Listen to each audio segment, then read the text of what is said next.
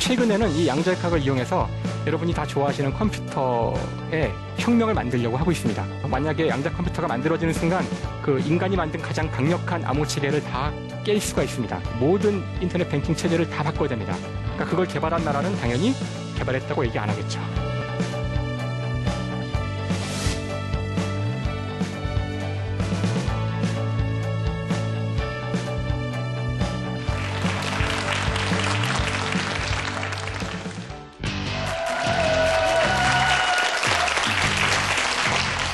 안녕하세요. 뉴턴이 사과나무 아래서 발견한 과학, 그 짜릿한 즐거움을 여러분에게도 선사해드립니다. 사람과 과학의 만남, 사과나무의 엄지혜입니다. 얼마 전에요, 한국물리학회에서 역사상 가장 위대한 물리학 이론이 어떤 것이냐에 대해서 설문조사를 했다고 합니다. 그래서 물론 우리가 많이 알고 있는 이론들이 나왔죠. 3위는요, 뉴턴의 어떤 이론이었을까요? 만유인력의 법칙이었고요. 2위는 바로 아인슈타인의 상대성 이론이었습니다. 자, 그렇다면 우리가 당연히 알고 있는 이 물리학자 두 사람을 제친 1위의 이론은 과연 무엇이었을까요? 여러분 상상되시나요? 오늘 강연자에게 도대체 1위가 무엇이었는지 그 대답을 들어보도록 하겠습니다. 자, 오늘의 강연자를 모실게요. 안녕하세요. 부산대학교 물리교육과 교수로 있는 김상욱입니다. 한국인들에게 가장 어려운 질문이 뭔지 혹시 아십니까? 바로 짜장면과 짬뽕 가운데 무엇을 먹겠느냐는 질문이 가장 어려운 질문이랍니다. 그 질문에 대해서 양자역학은 최선의 답을 줄 수 있는데요. 바로 짜장면과 짬뽕을 동시에 먹으라는 겁니다. 무슨 말인지 모르시겠죠, 지금? 무슨 말 하는지? 아마 여러분이 오늘 제 강연을 잘 들으셨다면 강연이 끝날 때쯤 되면 제가 지금 무슨 말을 하는지 이해하실 수 있을 거라 믿습니다. 그럼 저하고 오늘 같이 양자역학의 세계로 같이 가보시겠습니다. 네. 아니, 저는 오늘 물리학 이론에 대해서 여쭤보려고 모셨는데요. 짬짜면으로 문을 열어주시니까요. 도대체 무슨 이야기를 하려고 하시나 궁금하거든요. 이 양자역학, 오늘 말씀해 주시는 이 물리학 이론, 도대체 어떻게 1위에 뽑혔는지 궁금하고 이 설문조사 도대체 어떤 설문조사였는지 궁금합니다. 교수님은 1위로 뽑으신 거예요? 우선 저는 사실 이 설문조사 자체를 만들 때 기획할 때 참여를 했었고요. 물론 이제 투표도 했습니다. 네네. 이 설문조사는 일반인과 그 전문가 투 트랙으로 나눠서 진행이 됐고요. 지금 말씀하신 대로 양자역학이 1위로 나온 것은 전문가 집단에서 나온 결과고 일반인들은 상대성 이론을 1위로 뽑았습니다. 네, 사실 아마도 일반인들은 좀 어려워서요, 양자역학이. 아니면 물리학하면 다 이제 아인슈타인이 떠오르니까 그렇죠. 상대성 이론을 뽑으신 것 같은데요. 네. 실제 물리학자들 입장에서는 현재 가장 많이 사용하는, 그러니까 그것이 없었을 때 현대의 모든 과학이 무너지는 그런 의미에서 양자역학을 1을 뽑은 것 같아요. 그래서 양자역학은 현존하는 가장 중요한 모든 첨단 그 과학의 기반이 되는 이론입니다. 말씀하신 것처럼 일반인들에게는, 저희 같은 사람에게는 사실 이 만유인력의 법칙이나 상대성 이론이 더 가깝게 느껴지거든요. 그럼 도대체 전문가들이 왜 이 양자역학을 1위로 뽑았는지 오늘 그 강연 속에서 비법을 찾아보도록 하겠습니다. 박수 부탁드릴게요.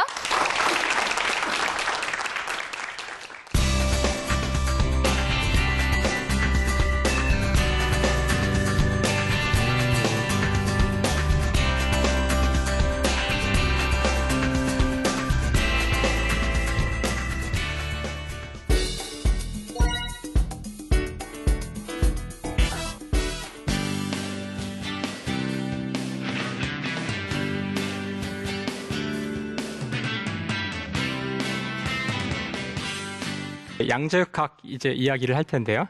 사실 양자역학 하면은 따라다니는 말이 있습니다. 무슨 말이 따라다니냐면은 양자역학을 이해한 사람은 이 세상에 한 명도 없다. 이 말이 따라다닙니다.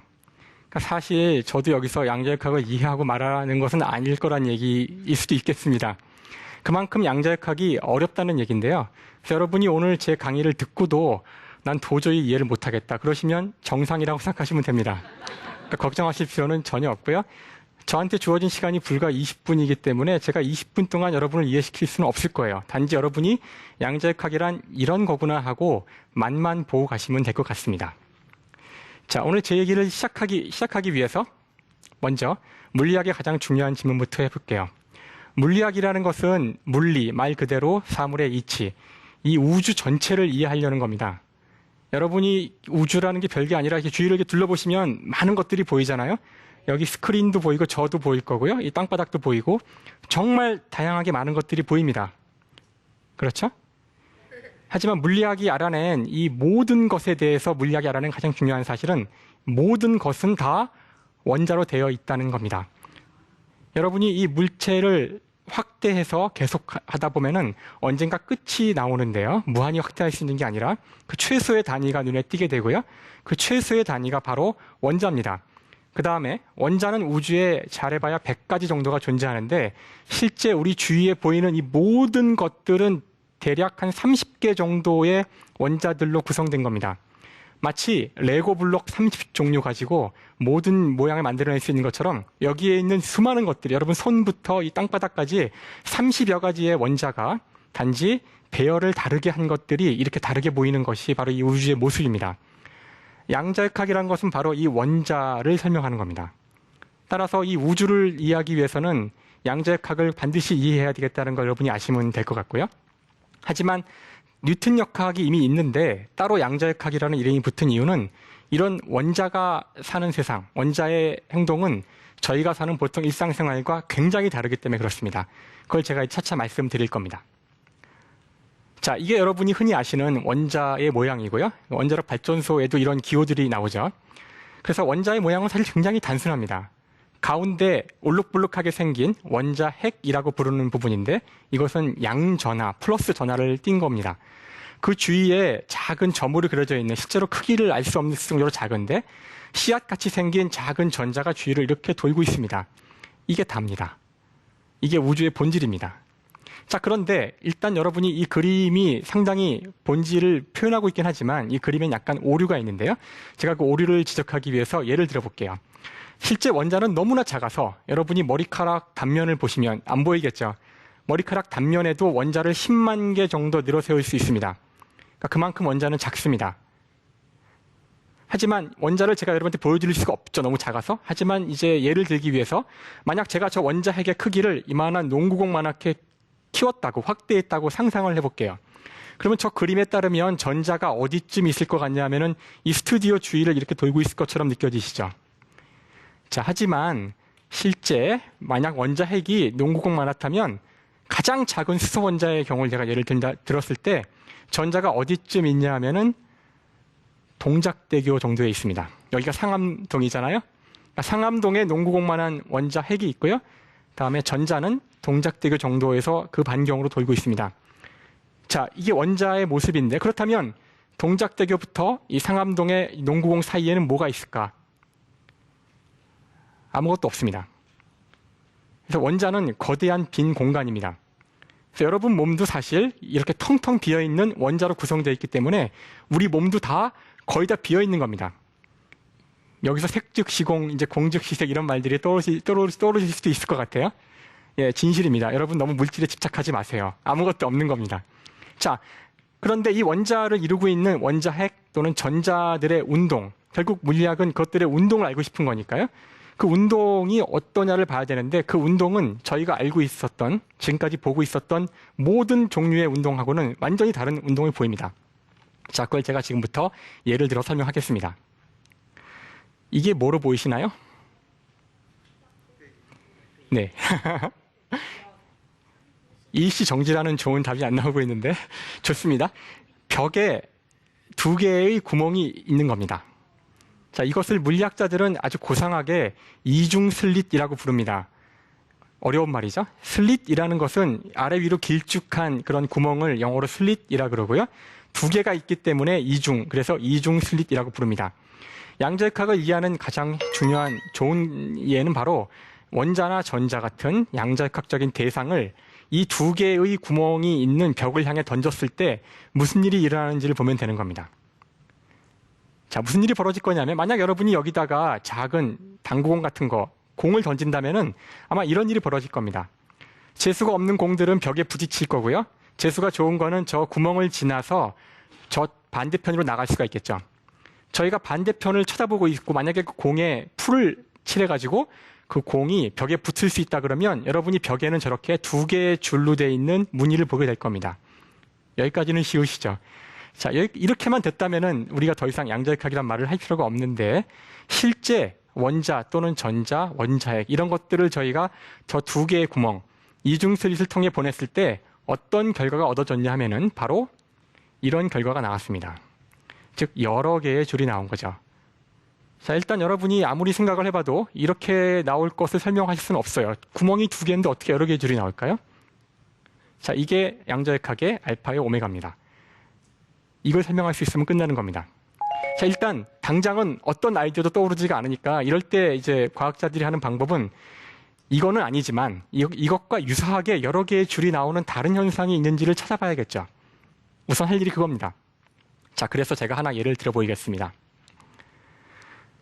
자, 이거는 무엇이냐면은 여러분이 잔잔한 물에다가 돌을 하나 던지면 이렇게 동심원의 파면이 만들어지죠. 이걸 어려운 말로 파동이라고 부릅니다. 이제 돌을 두 개 던지면 두 개의 파동이 만들어져서 사실 이 화면은 정지해 있지만 밖으로 퍼져나가는 형태가 되고요. 이 두 개의 동심원들이 서로 만나면은 아주 복잡한 무늬가 만들어집니다. 저 사이에 보시면 무늬가 보이죠? 우리가 저 무늬를 파동의 간섭 무늬라고 부릅니다. 자, 여기까지는 쉽죠? 자, 파동은 이와 같이 물결파도 있지만 제가 말하는 이 소리도 역시 파동입니다. 여러분이 눈에 보이지 않지만 우리 주위에 공기가 있다는 걸 아시죠? 공기가 물결과 마찬가지로 이렇게 진동을 하는 겁니다. 자, 이제 우리가 이 파동을 두 개의 슬릿, 두 개의 구멍을 통해서 보내면은 물론 대부분은 벽에 걸리겠지만 무사히 저 두 개의 구멍을 지나간 파동은 저 두 점을 중심으로 동심원, 이번엔 반원만 만들어질 텐데요. 반원의 동심원이 만들어져서 진행을 합니다. 그래서 만나서 저렇게 복잡한 무늬를 만들게 되는데요. 결국 오른쪽 끝에 보시는 바와 같이 결국 여러 개의 흰색과 검은색의 파동의 무늬가 만들어집니다. 자, 이 패턴이 아까 저희가 봤던 원자의 여러 개의 줄무늬와 비슷하다는 것을 느끼실 수가 있죠. 즉, 원자나 전자가 이런 소리와 같이 파동과 같이 행동할 수만 있다면 여러 개의 무늬가 나오는 것도 설명할 수 있다는 겁니다. 답이 나온 것 같지만 간단하지가 않은 문제입니다. 왜 간단하지가 않냐면은, 자, 파동이라는 것은 소리가 파동인데요. 제가 파동이라고 했을 때 이 단어가 어디에 있습니까? 무슨 말이죠? 자, 파동이라는 것은 실체가 있어요. 공기 안에 어떤 패턴이 있으니까 여러분이 그걸 들어서 아는 거잖아요. 그러면 그 패턴은 어디에 있습니까?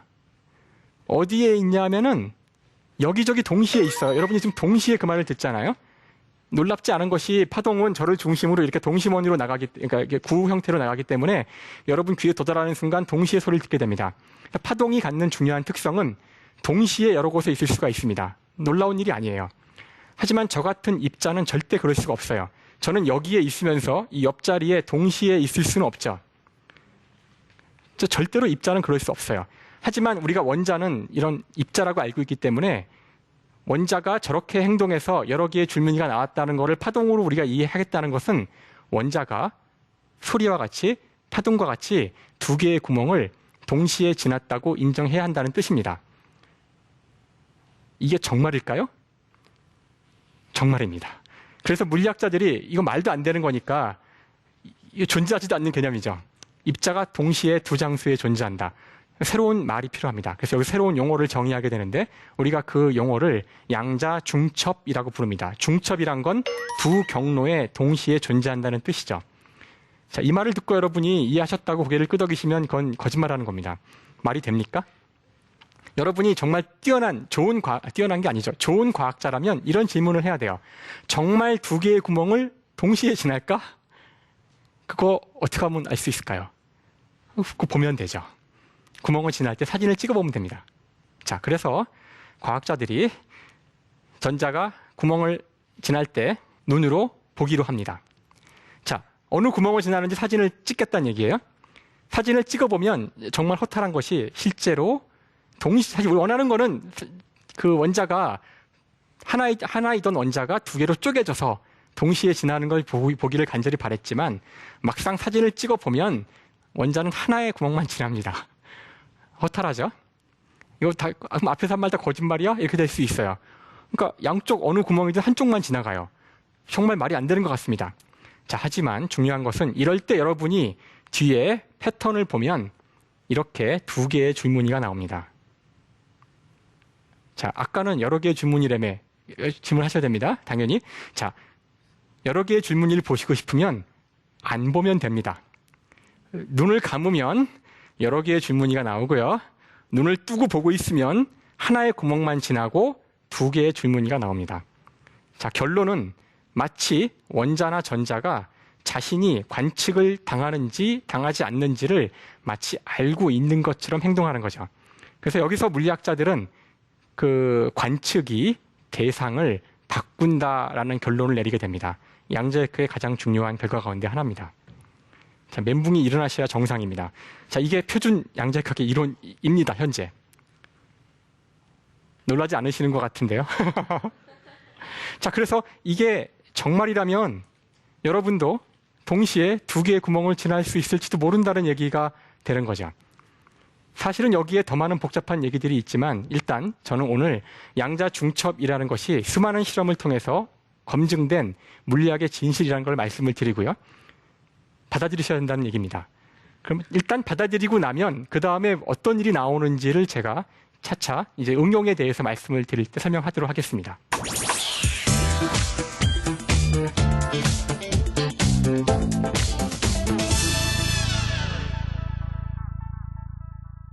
자, 잘 따라오셨나요? 지금까지는? 네. 믿지 못하시겠죠? 네, 정상입니다. 원자나 전자가 두 개의 구멍을 동시에 지난다는 말이 뭐 재미가 있을 수도 있고 이상할 수도 있는데 저게 도대체 나의 삶과 무슨 관계가 있을까? 신기할 뿐이지 저건 정말 사변 같기도 하고 물리학자들의 어떤 이상한 궤변 같기도 하실 텐데요. 제가 지금부터 할 얘기는 그것이 없다면은 저희는 19세기로 돌아가야 한다는 얘기를 하려고 합니다. 자, 양자역학의 그 중첩 현상이 설명할 수 있는 현상, 그 물리 현상이 여러 가지가 있는데 제가 몇 가지 예만 들어드리겠습니다. 여러분이 보이진 않지만 우리 주위에 공기가 있다는 거는 다 아시죠? 공기는 주로 질소와 산소로 되어 있습니다. 자, 아까 제가 처음에 모든 것은 원자로 되어 있다 그랬으니까 공기도 원자로 되어 있어야만 되고요. 그건 주로 산소라는 원자와 질소라는 원자로 되어 있습니다. 자, 그런데 제가 산소만 예를 들어볼게요. 산소 원자 한 개가 공기는 아니고요. 공기를 이루고 있지는 않고 두 개의 산소 원자가 결합해서 산소 분자라는 상태를 만듭니다. 그게 여러분 몸으로 호흡이 돼야지만 여러분이 살 수 있고 그게 없으면 여러분 다 죽는 거죠. 자, 그런데 이상한 질문을 할 수 있어요. 그러니까 의문인데 왜 두 개의 원자가 결합을 할 수 있으며 그래서 분자가 될 수 있는지가 오랫동안 미스테리였어요. 화학에서는. 자, 이것에 대한 양자역학적인 답은 이렇습니다. 전자가 아까 원자라는 것은 원자의 주위를 이렇게 돌고 있다고 그랬잖아요. 분자 상태가 된 두 개의 산소 원자가 결합된 상태는 전자한테 어떤 상태냐면은 하나의 전자가 결합 전에는 한쪽의 원자 주위만 돌고 있었어요. 결합을 이루고 나면 하나의 전자가 두 개의 산소 원자에 동시에 존재하게 됩니다.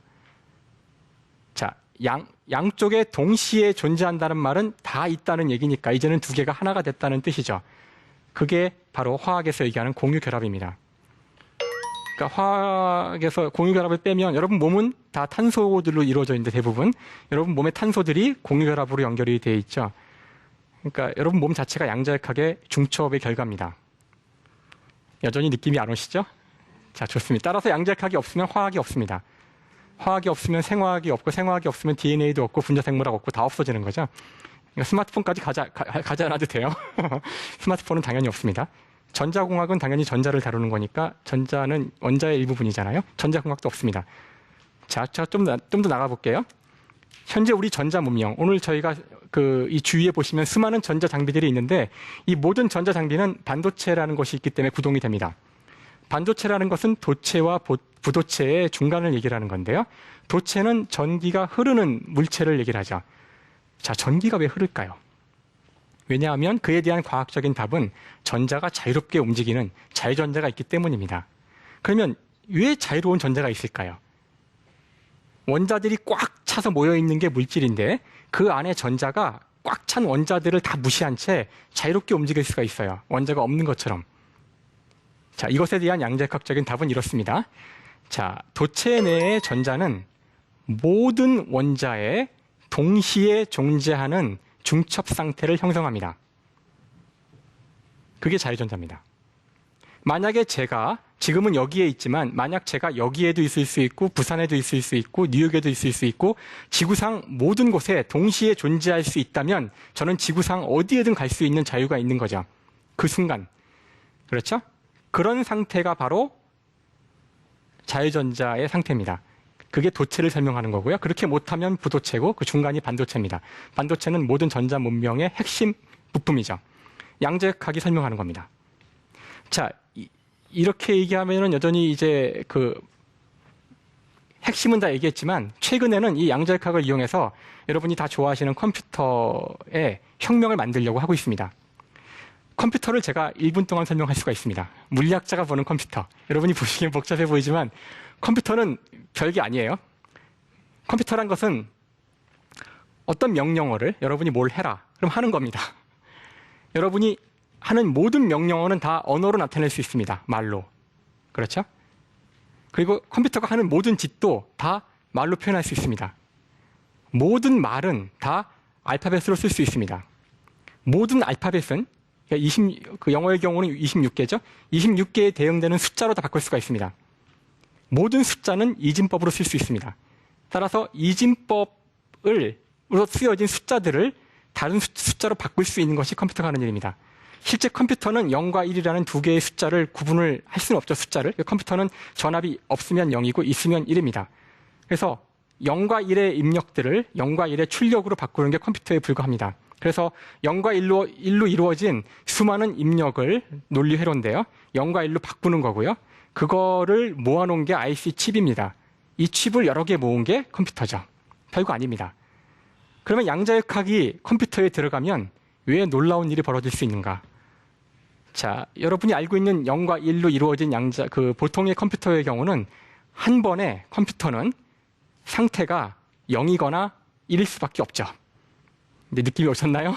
자, 양자역학은 동시에 0이면서 1일 수가 있습니다. 컴퓨터의 가장 중요한 기능 가운데 하나가 검색하는 거죠. 구글이나 네이버 같은 거요. 검색을 할 때 여러분이 100사람의 이름으로부터 100사람의 리스트가 있는데 그중에 원하는 사람의 한 사람을 찾고 싶어요. 재수가 없으면 100번 찾아야 됩니다. 100번을 읽어야 되죠. 재수가 없으면. 물론 운이 좋으면 빨리 찾을 수 있겠지만 자, 양자역학은 어떻게 할 수 있죠? 100사람의 이름을 동시에 볼 수 있기 때문에 한 번에 찾을 수 있습니다. 그래서 인간이 양자 컴퓨터를 만들 수 있다면 지금까지 만들어진 그 어느 컴퓨터도 할 수 없는 짓을 할 수가 있어요. 그래서 오늘 제가 설명할 시간은 없지만 그 인간이 만든 가장 강력한 암호 체계를 다 깰 수가 있습니다. 예를 들어서 그래서 만약에 양자 컴퓨터가 만들어지는 순간 우리가 쓰고 있는 모든 그 암호 체계, 모든 인터넷 뱅킹 체제를 다 바꿔야 됩니다. 그러니까 그걸 개발한 나라는 당연히 개발했다고 얘기 안 하겠죠. 국방부에서 관심이 많습니다. 자, 오늘 제 얘기를 정리해 볼게요. 양자역학을 제가 굉장히 알쏭달쏭한 얘기로 시작을 했습니다. 왜 제가 아까 처음에 짜장면과 짬뽕 얘기를 했는지 아시겠죠? 양자역학은 동시에 두 개를 먹을 수 있습니다. 놀라운 일이지만 이것은 우주의 본질이고요. 우리의 경험과 맞지 않지만 우리 몸을 이루고 있는 모든 원자들이 지금 이 순간에 하고 있는 일입니다. 따라서 여러분이 양자역학이 되게 기괴하고 이상하지만 우주를 이해하려면 반드시 아셔야 되고요. 우리 주위의 모든 것은 원자로 되어 있는데 그것들이 양자역학으로 기술되기 때문에 이상하지만 알아야만 되는 그런 이론이라는 거죠. 그래서 여러분이 오늘 제 얘기를 듣고 양자역학을 이해하셨을 거라고는 절대 기대하지 않습니다. 하지만 호기심이 생겼다면 저는 그걸로 충분하다고 생각하겠습니다. 감사합니다.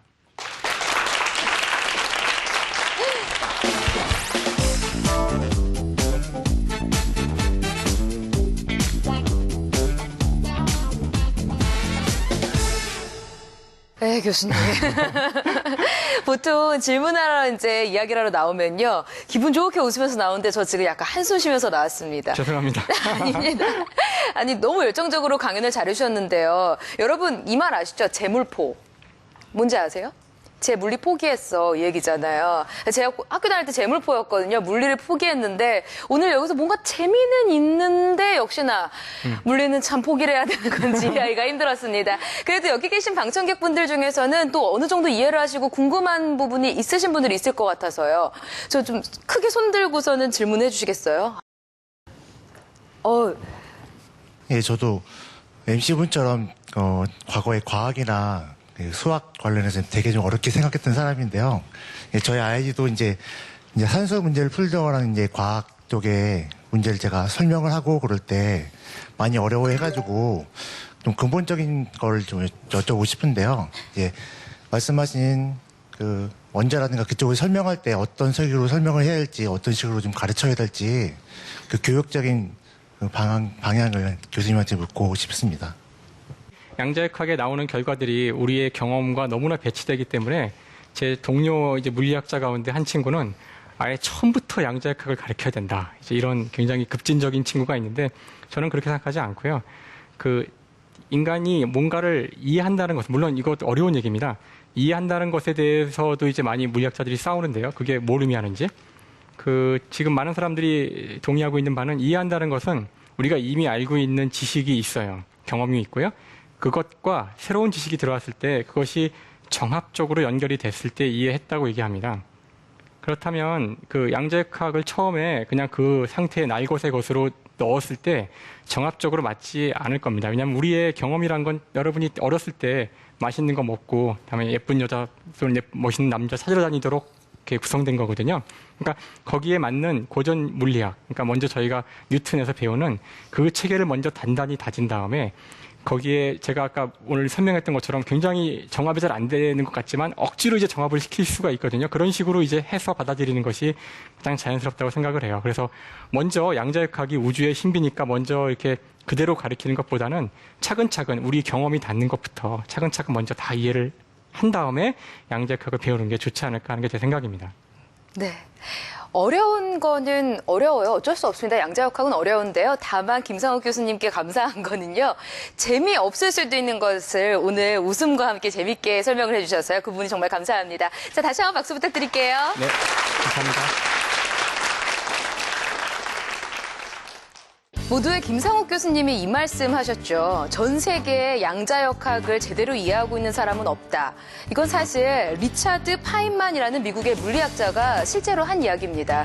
여러분들 들으시면서도 이 양자역학 도대체 무슨 소리야 하셨겠지만 그래도 양자역학이라는 단어에 조금 더 친숙하게 다가갈 수 있다는 게 우리에게 새로운 도전이 되고 또 한 걸음이 되지 않았을까 싶습니다. 자, 사과나무 아래에서 들려주는 재미있는 과학 이야기 사과나무 오늘 내용은 여기까지입니다. 다음 시간에 더 신비롭고 재미있는 이야기로 여러분 찾아뵐게요. 고맙습니다.